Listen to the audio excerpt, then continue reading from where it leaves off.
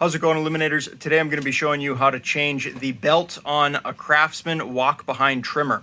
So with that being said, let's get right into it.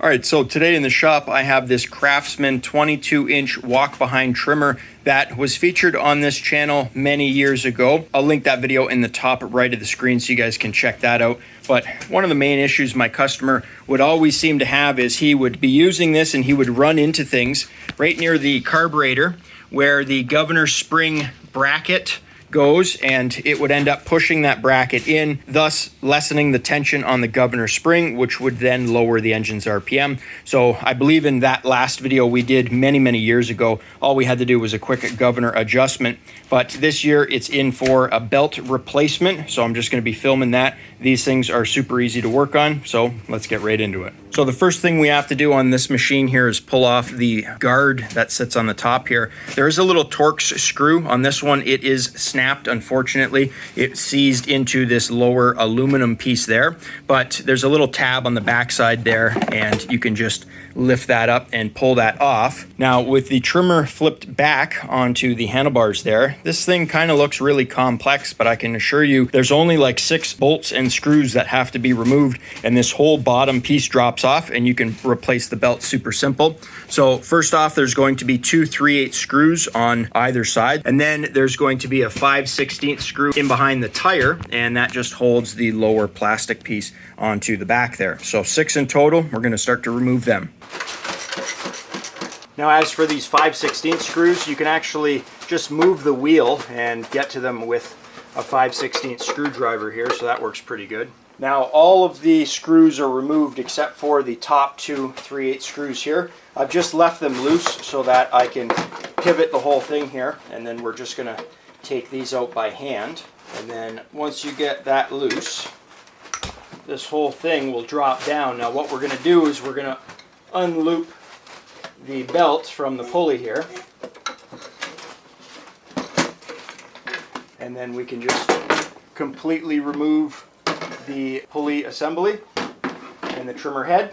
So with the pulley trimmer head assembly removed here, you guys can see pulley is up here, that spins the trimmer head, and then there is this little bar here, that's the belt keeper, and this mounts up under here. So I just wanted to show you guys what this looks like. Basically, the belt wraps around the engine pulley back there, and then there is your control cable that goes up to your lever.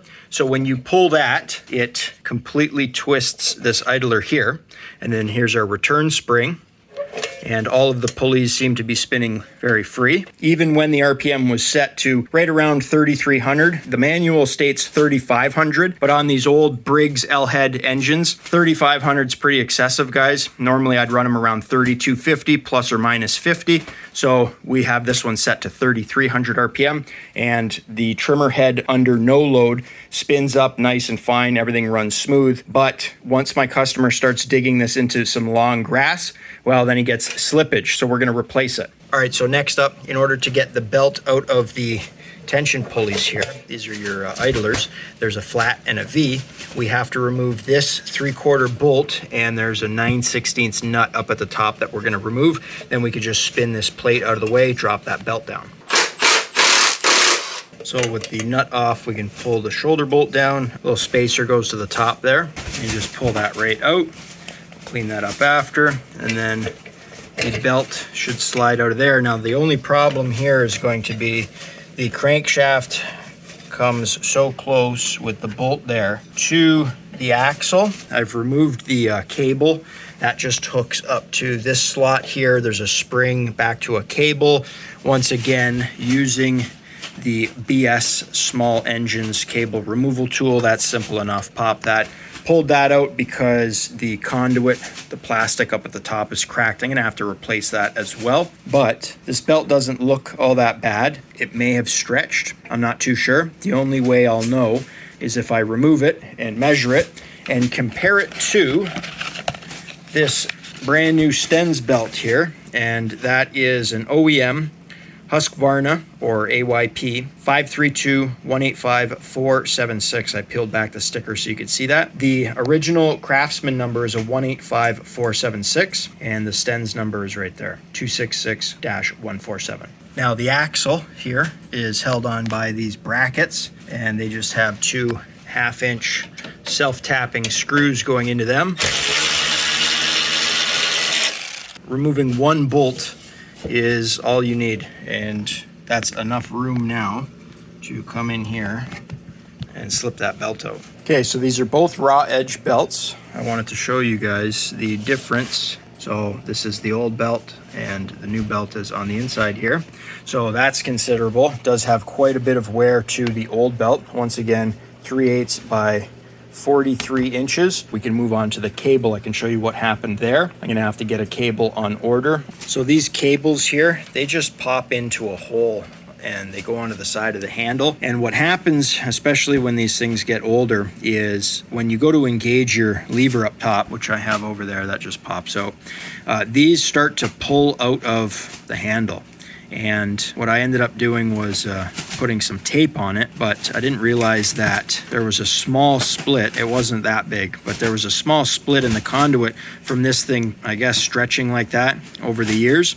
So once this was taped, I went to engage the cable to just check for the tension of the belt there. And then the conduit down here went like that, and then that split opened up even more. Luckily for me, there was a part number somewhere on this thing. We have a 181699, so I can order those. STENS does have them in stock, so I'm just going to order a new cable. So opposite of just how we took that off, I lifted that up, pushed the belt past there. Now I can get that bolt reinstalled there to set the axle height. Then the belt goes past that plate there, and then we can put our flat idler in and our bolt and our nut. So at this point, it's going to be as simple as taking that lower assembly, putting it up here, wrapping the belt around it, making sure the keeper goes to the outside of the belt there. So the belt goes on the left of that keeper. And then just reinstall all your bolts. But because I have to replace that cable, I don't actually have it in stock. So I'll bring you back for the reassembly of that cable just to show you guys how simple that is. All right, so the new cable is in. That's going to be a STENS part number 290-727. There is the AYP or Husqvarna number. They usually just put a 532 in front of the old Craftsman number, which was a 181699. You guys can see here that it has a spring hook on one end and just a Z-bend on the other with that little plastic bracket that just pops into the hole on the handle there. So I'm going to get this installed and then we'll move on to reinstalling the bottom pulley assembly. Now on the back of this machine, this is where the cable pops into. However, we have to get the spring hook through first, so we're just going to push that through. If it's a little tight, you're going to have to loosen that 5/16 screw off so that you can push it through the hole. But I didn't have to when I uninstalled it, and it just fits like that. You want to route the cable over top of your belt because we're going to be putting the hook through this little slot right here. If I can line this up, drop that down just like that, guys. Now once you get that hook installed, we can pop that cable into the hole there. Now cable routing is going to be kind of important on these. The handles up here fold down like this, so I do want to run the cable at the back side of the handlebars just so that I can put a zip tie down here and then over there. But you guys are going to notice that, you know, this kind of takes its own shape because they come in a coil when they ship them. But all you have to do is come up here. You can see where the old one popped in right here. So we're just going to line that up and push it in. And then I might even put some Gorilla Tape over this because these are just a poor design and they do have a tendency to flex, which is what caused the old one to break. Next up, in order to hook the Z-bend of the cable onto the control lever, you are going to have to pop the control lever out of the handlebar. And because the cable is routed in that position there and our control lever is off to the right, we're going to install the cable through this side of the control lever. I know that might seem pretty obvious, but you guys would be surprised how many times I see the cable installed on this side, which causes the Z-bend in the cable to flex in a weird position and they end up breaking. So once you get that hooked up, it's just a matter of Popping that back in. And that works super smooth now. Before it was really hard to pull. So once again, I might put a little bit of Gorilla Tape over this. I know it doesn't look all that great, but my customer will know that I've replaced the cable and a little bit of tape won't hurt. So I got my roll of Gorilla Tape here, and what I do is I just kind of line up the tape to the thickness of that bracket so that I don't have a huge piece of tape hanging off of that thing. So a length of about that long should be good. A lot of people say they like to use a hose clamp, but I really don't like that because you got this big metal thing hanging off and the metal end of the hose clamp. A little bit of black tape kind of looks nice and it doesn't really look all that hacked up. And then just to clean that cable up a little bit, I finished off with 3 zip ties, so cable's all neat. All right, so this is the tricky part, guys. I have to loop the belt to the point where it's on all of the pulleys and then hold it with my thumb to the point where there's tension on it. Lift the bottom assembly here to hook this pulley up to the belt and then hold it forward all the time, you know, without having that belt come off at the back. And then with my other hand, pop a 3/8 bolt into the side just to hold everything in place. It's a little tricky. I doubt I'm gonna get a good camera angle because I'm gonna be working in here and blocking everything. So you'll probably just see a shot from the side.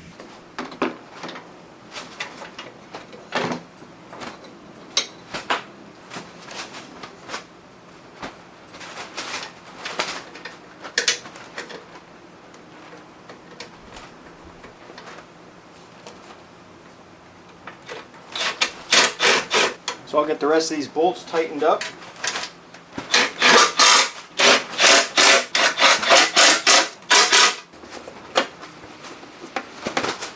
So it should look a little something like this.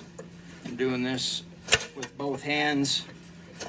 We can see that this belt is actually the proper size. Also, we are routing the belt to the left side of that belt keeper, so that pretty much prevents the belt from coming off of this pulley up here. Also, I'm going to show you guys when we spin the trimmer head with the control lever in the disengaged position, you want to make sure that the pulley spins. So that means that we have enough slack on our cable when it's disengaged.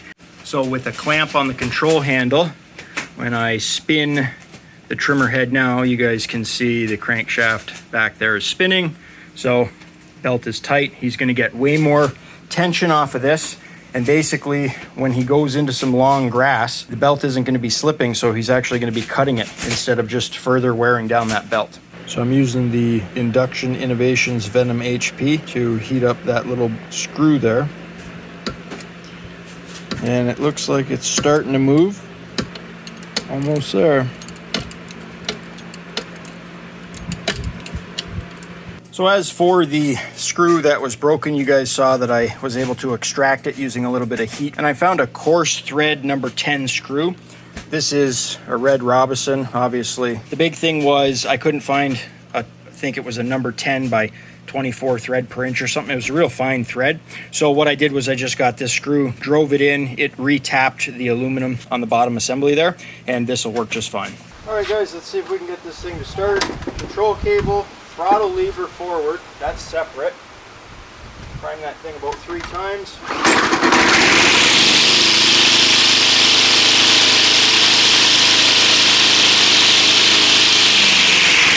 Throttle down.